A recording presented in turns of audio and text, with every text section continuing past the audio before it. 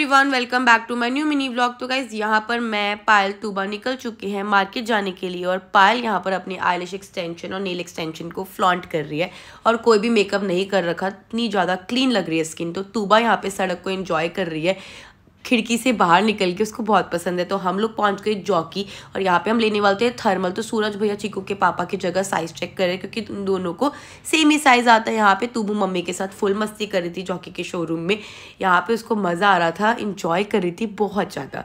तो यहाँ पे मैंने तूबू को एक टास्क दिया कि आपको क्रॉल करके हैंकी लेना है, अगर आप जीत जाओगे टास्क तो मिलेगा आपको हैंकी का डब्बा।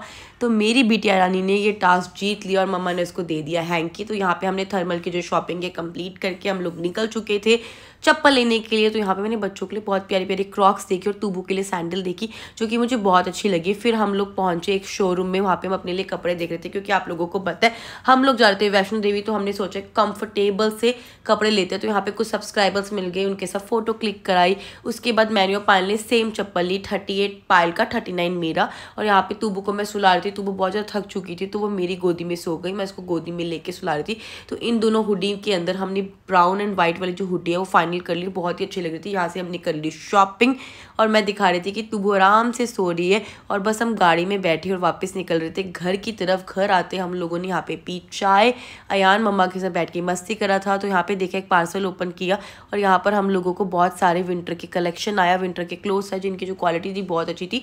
ये वाली जो जैकेट है ना पायल करती गोलू काफ़ी लूज है, ये दोनों लगता है तुझे ही आएगी। तो मैंने कहा कोई बात नहीं मैं पहन लूँगी। तो हम लोग अपनी जो ट्रिप है वो स्टार्ट कर चुके थे और वैष्णो देवी जा रहे थे माता रानी के दरबार में। बहुत ही ज़्यादा मज़ा आया। हम लोग थे, मलिक फैमिली थी और साथ में लखनीत फैमिली थी, हम दोनों की पूरी टीम थी। यहाँ पे चीकू के पापा, चीकू, पायल जयकारा लगा रहे थे, जयकारा शेरा वाली माता का बोल साचे दरबार की जय। तो इतना प्यारा मौसम हो रहा था बाहर और हम लोग बहुत ज़्यादा एक्साइटेड थे।